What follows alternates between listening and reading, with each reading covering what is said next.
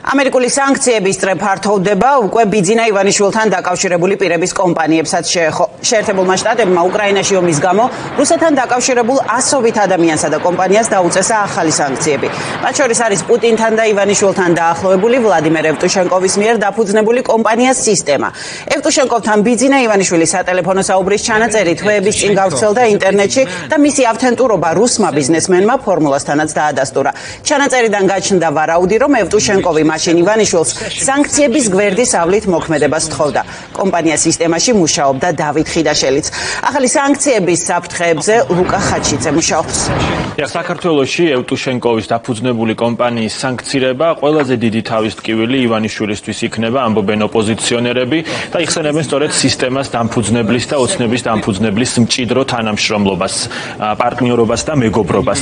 ევტუშენკოვისა და ივანიშვილის მჭიდრო თანამშრომლობის ერთ-ერთი საჯაროდ ხელმისაწვდომი მტკიცებულებაა სწორედ ინტერნეტში გავრცელებული აუდიო ჩანაწერები. ერთ-ერთში ევტუშენკოვი ივანიშვილს ეუბნება, რომ აქვს იდეა, რომელსაც დავითი ჩამოიტანს, დავითში იგულისხმება დავით ხიდაშელი, ასევე ამავე ჩანაწერში ის ახსენებს ალი უზდენოვს, რომელიც სისტემას ვიცე-პრეზიდენტია.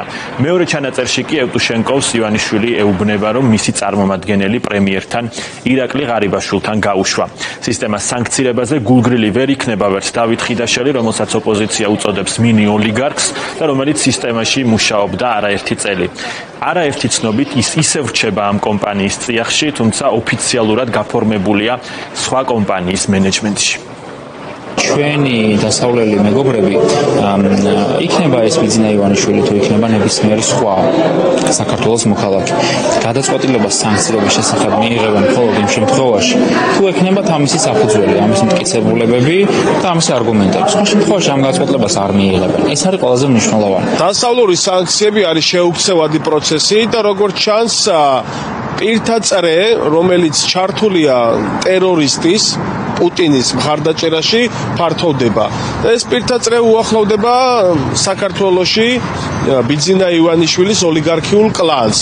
ეს არის ევტუშენკოვი, ევტუშენკოვთან დაახლოებული კომპანიები, რომლებიც ყველასთვის ცნობილია, რომ არიან ახლო კავშირში ოლიგარქ ბიძინა ივანიშვილთან. მათ აქვთ როგორც მეგობრული, ასევე პირადი კომერციული საქმიანობა. მათ წლები აკავშირებს სხვადასხვა კვეთა და დიდი ალბათობით მალე ჩვენ ვიხილავთ იმ ადამიანებს დასავლური სანქციების სიაში, რომლებიც ასევე არიან დაახლოვებულები როგორც ევტუშენკოვთან, ასევე ბიძინა ივანიშვილთან და შეიძლება ითქვას ეს ადამიანები იყვნენ ბიძინა ივანიშვილის ოლიგარქიული კლანის მსახურები, ასევე როგორც FSB-ს გავლენის აგენტი ოთარ ფარცხალაძე. თუ ისეთ პროექტს დაუჯერებთ როგორც მაიკლ მაკფოლი არის, ტიერი ვოლტონი, ანა პოლიტკოვსკაია, ივანიშვილი, ევტუშენკოვი, სხვა ის ადამიანები, ვინც ახალ სანქციების სიაში ყვებიან, წარმოადგენენ FSB-ს ქვეშ მყოფ ოლიგარქებს, ანუ FSB-ს დაკრიშულ ოლიგარქებს. ფაქტია, რომ ის წრე, რომელიც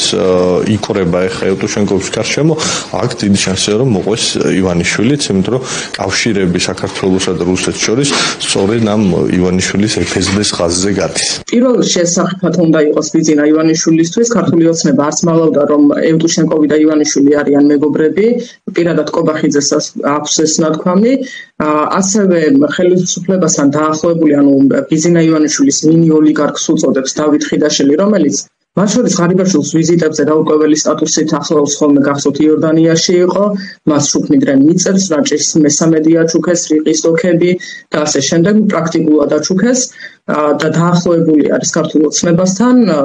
ისიც სისტემაში მუშაობდა წლების განმავლობაში, იყო აღმასრულებელი ვიცე-პრეზიდენტი, შემდეგ ბერძნული კომპანია დაარსაო, თვითონ ასე ამბობს, მაგრამ რეალურად სისტემა მიიყიდა ბერძნული კომპანია და იქ გადაიყვანა მმართველად დავით ხიდაშელი. აი ეს მთლიანი კავშირები არის მათთვის ძალიან სახიფათო.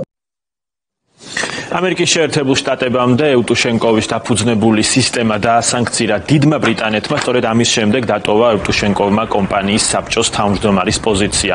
როგორც ბრიტანეთის, ასევე ამერიკის მხრიდან სანქცირების მიზნად დასახელდა გაწყდეს რუსეთის სამხედრო მომარაგების ჯაჭვი, რაც ძირს გამოუთხრის კრემლის რესურსებს ომი გააგრძელოს უკრაინის წინააღმდეგ.